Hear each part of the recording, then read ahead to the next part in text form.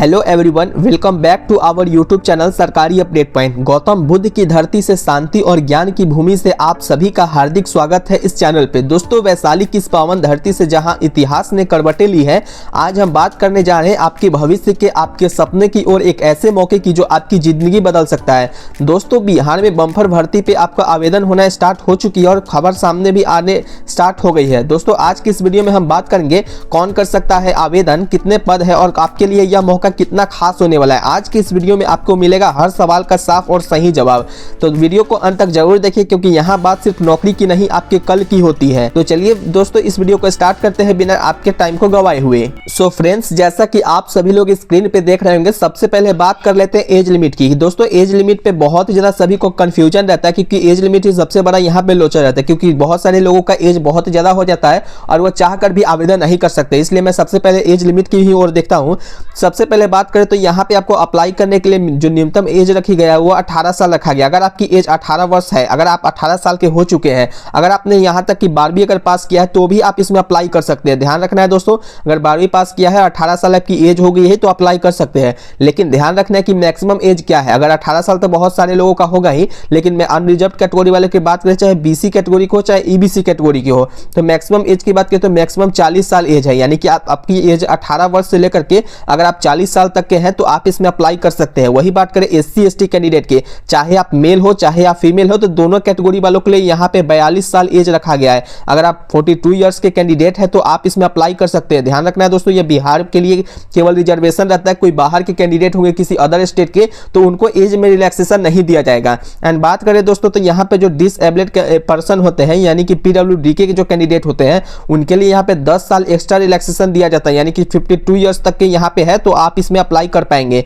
Next बात कर लेते हैं दोस्तों एजुकेशन क्वालिफिकेशन की। जो दोस्तों इसका एजुकेशन क्वालिफिकेशन है वो ही बहुत ही ज्यादा इंपॉर्टेंट है। ये तो हो गया कि 12वीं पास होना चाहिए, लेकिन 12वीं पास के साथ साथ यहाँ पे कुछ टेक्निकल जो डिग्रियां मांगी गई है वो भी आपके पास होना चाहिए। अगर आपके पास वो टेक्निकल डिग्रियां नहीं है तो आप इसमें अप्लाई नहीं कर पाएंगे। सबसे पहले बात करते हैं तो यहाँ पे निम्न वर्गीय लिपि की पोस्ट है, जिसको हम लोग लोअर डिवीजन कलर की भी बोलते हैं। लोअर डिवीजन कलर की पोस्ट की बात करें, विभाग कौन सी है तो सड़क निर्माण विभाग के द्वारा यह वैकेंसी रिलीज किया गया है, जिसमें से कहा गया है शैक्षणिक योग्यता और तकनीकी योग्यता। यानी कि टेक्निकल यहाँ पे एजुकेशन क्वालिफिकेशन क्या है तो इंटरमीडिएट पास आउट के होने के साथ साथ कंप्यूटर के पास आपका जो हिंदी में जो वर्ड प्रोसेसिंग का जो वर्क होता है और टाइपिंग भी आपकी होनी चाहिए। यानी कि आपको टाइपिंग आना चाहिए, हिंदी में कंप्यूटर पे आपको टाइप करने चाहिए एंड इंग्लिश में भी टाइपिंग मांगा गया है। नेक्स्ट बात करते हैं पोस्ट की, तो नेक्स्ट आपका निम्न वर्गीय लिपि की ही पोस्ट है, यानी कि एलडीसी का ही पोस्ट है, जिसमें से अगर बात करें तो आपको निषेध उत्पाद और शुल्क और पंजीकरण विभाग में यह वैकेंसी निकाला गया है, जिसमें यह भी कहा गया है इंटरमीडिएट पास होने के साथ साथ जो है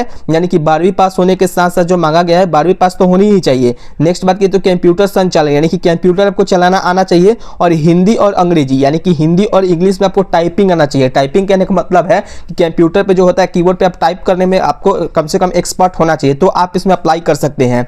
नेक्स्ट पोस्ट की बात करते हैं तो नेक्स्ट पोस्ट आपका निम्न वर्गीय लिपि की ही होने वाली है, जिसमें से अगर बात करें तो निम्न वर्गीय लिपि की तो है जिसमें आपको गृह विभाग यानी कि पुलिस विभाग में आपको काम करने का मौका मिलेगा और इंटरमीडिएट यानी कि इंटरमीडिएट पास किए हैं तो भी आप इसमें अप्लाई कर सकते हैं। और कंप्यूटर आपको संचालन यानी कि सभी पोस्ट में लगभग कंप्यूटर और हिंदी इंग्लिश का टाइपिंग मांगा गया है, लेकिन बहुत सारे ऐसे पोस्ट भी है जिसमें से आपको ना हिंदी का टाइपिंग मांगा गया है ना इंग्लिश का टाइपिंग मांगा गया है। केवल अगर आपने 12वीं पास किया है तो आप इसमें अप्लाई कर पाएंगे। ध्यान रखना कि 12वीं पास वाले ही यहाँ पे केवल अप्लाई कर पाएंगे, 10वीं पास वाले अप्लाई नहीं कर पाएंगे। नेक्स्ट पोस्ट की बात करेंगे तो नेक्स्ट पोस्ट है आपका एलडीसी की ही पोस्ट रहने वाली, जिसमें से गृह विभाग यानी कि पुलिस शाखा में फॉरेंसिक विज्ञान जो प्रयोगशालाएं होती है उसमें से आपको काम करने का मौका मिलेगा। इसमें भी आपको 12वीं पास मांगा गया और कंप्यूटर संचालन और हिंदी और इंग्लिश में टाइपिंग खोजी गई है। नेक्स्ट पोस्ट की बात करें तो एलडीसी की ही पोस्ट रहने वाली, सबसे ज्यादा यहाँ पे एलडीसी की पोस्ट निकाला गया है यानी कि लोअर डिवीजन कलर की, जिसमें से बात करें तो श्रम संसाधन विभाग की यह वैकेंसी होने वाली है। इसमें इंटरमीडिएट अगर पास किए हैं यानी कि 12वीं पास किए तो अप्लाई कर पाएंगे और कंप्यूटर चलाने के साथ साथ टाइपिंग के साथ साथ आपको हिंदी टाइपिंग इसमें स्पेशली बोला गया कि हिंदी टाइपिंग आपकी होनी चाहिए। नेक्स्ट बात करें तो अल्पसंख्यक कल्याण विभाग की यह वैकेंसी होने वाली, जिसमें से आपको दोनों ही यहाँ पे सेम ही एजुकेशन क्वालिफिकेशन खोजा गया। फिर बात करें तो पर्यावरण पर्यावरण एवं जलवायु जो परिवर्तन विभाग है उसमें क्या कहा गया है, ध्यान से देखिएगा। कंप्यूटर संचालन और टाइपिंग ज्ञान समकक्ष के साथ साथ इंटरमीडिएट पास होना चाहिए, और कंप्यूटर संचालन और टाइपिंग का नॉलेज आपके पास होना ही चाहिए। नहीं होगा तो भी आप अप्लाई कर पाएंगे। कौन सी ऐसी पोस्ट है वो भी मैं आपको सजेस्ट कर दूंगा कि अगर आपके पास कंप्यूटर का डिग्री नहीं है तो कौन सा आप यहाँ पे पोस्ट को चूज करिएगा। तो अगर बात करें तो यहाँ पे निदेशालय रोजगार एवं प्रशिक्षण विभाग में श्रम संसाधन में ये भी आपको सेमी एजुकेशन क्वालिफिकेशन है। नेक्स्ट बात करें तो श्रम आयुक्त जो है श्रम संसाधन विभाग यानी कि श्रम शाखा में एलडीसी की पोस्ट है। और बात करते दोस्तों फाइलेरिया निरीक्षक की, जिसको हम लोग फाइलेरिया निरीक्षक तो बोलते हैं, स्वास्थ्य विभाग की वैकेंसी है। नेक्स्ट बात करें तो यहाँ पे जो एजुकेशन क्वालिफिकेशन है इंटरमीडिएट पास है, यानी कि 12वीं पास है। अगर आपने 12वीं पास तो किया होना चाहिए, लेकिन 12वीं पास में कौन से सब्जेक्ट होना चाहिए, तो 12वीं पास में आपको सिंपली कहा गया कि साइंस विषय होना चाहिए। यानी कि अगर आपने 12वीं पास किया है और साइंस आपके पास सब्जेक्ट है तो आप इसमें अप्लाई कर पाएंगे। नेक्स्ट बात करें तो अप्लाई करने के साथ साथ इसमें आपको कंप्यूटर का डिग्री नहीं खोजी गया है, केवल फाइलेरिया निरीक्षक की पोस्ट है। नेक्स्ट बात करें तो सहायक प्रशिक्षक यानी कि टाइपिंग वाली यह पोस्ट होने वाली, जिसमें से कैबिनेट यानी कि सचिवालय का राजभाषा विभाग में आपको यह वैकेंसी देखने को मिलेगी, जिसमें आपको इंटरमीडिएट और हिंदी और अंग्रेजी की टाइपिंग मांगा गया है।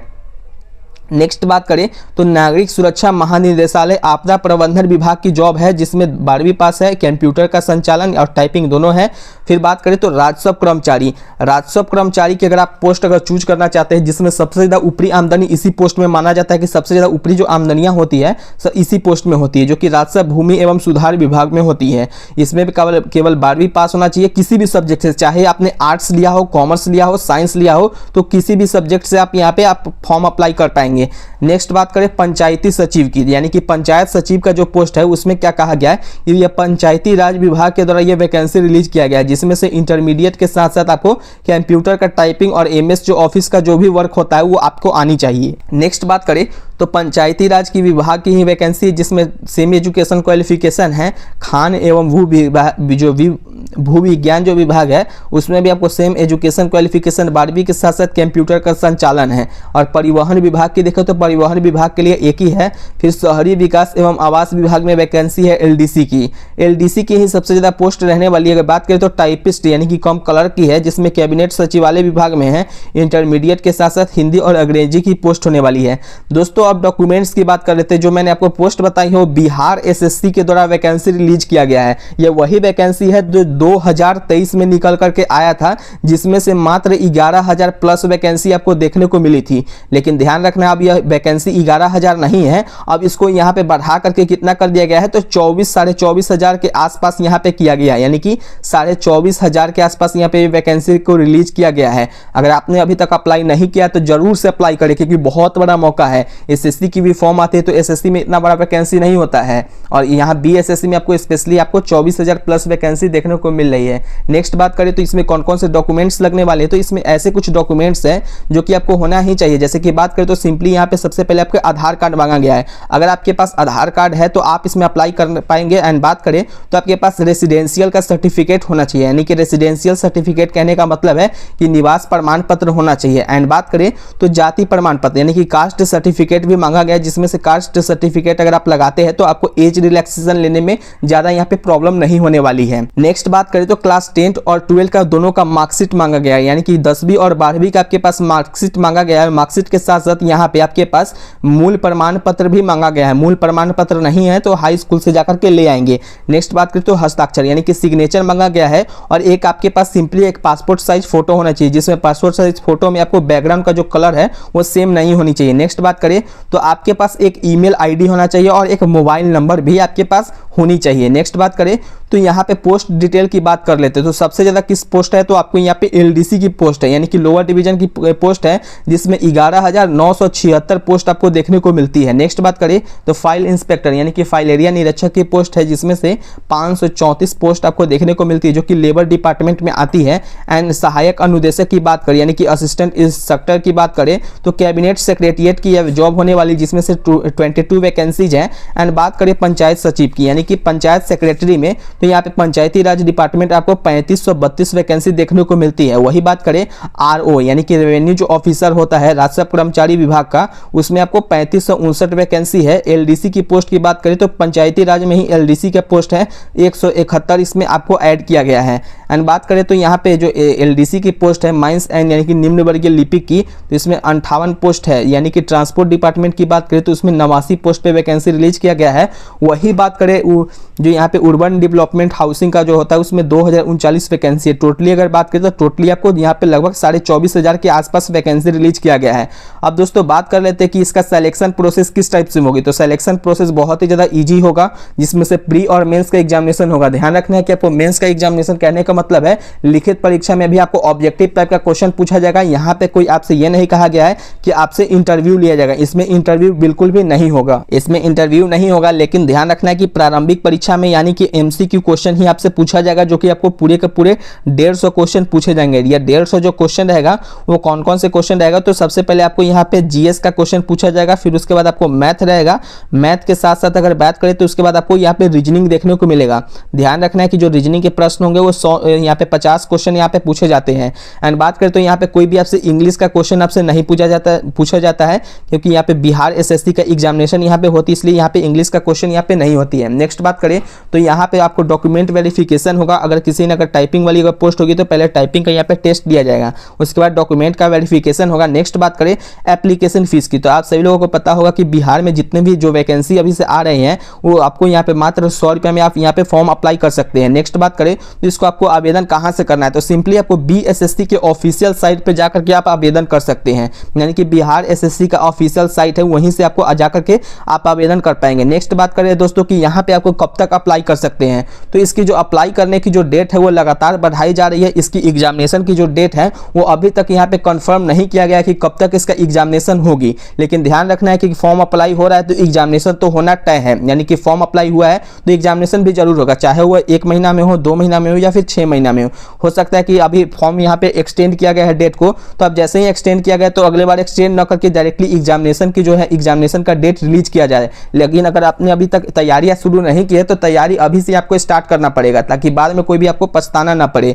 पछताना इसलिए ना पड़े क्योंकि जो बहुत सारे लोग हैं पढ़ाई अभी भी स्टार्ट नहीं किए होंगे, तो उनके लिए या बाद में जो मौका है वो चूक सकते हैं। इसलिए अभी से ही आपको तैयारी करने में आपको जुट जाना चाहिए। तो दोस्तों यह थी बिहार की इस बड़ी भर्ती से जुड़ी पूरी जानकारी। उम्मीद करता हूं कि यह वीडियो आपके लिए बहुत ही ज़्यादा मददगार साबित हुई होगी। अगर आपको लगता है कि यह मौका आपको आपके किसी दोस्त भाई या बहन के काम आ सकता है तो इस वीडियो को शेयर जरूर करें। वीडियो पसंद आई हो तो लाइक कर जरूर कीजिए, और ऐसे ही सबसे तेज और भरोसेमंद सरकारी अपडेट पाने के लिए अभी चैनल को सब्सक्राइब करें। आपका कोई भी सवाल या डाउट हो तो कमेंट में जरूर बताइए, मैं आपका जवाब देना हमारी जिम्मेदारी होती है।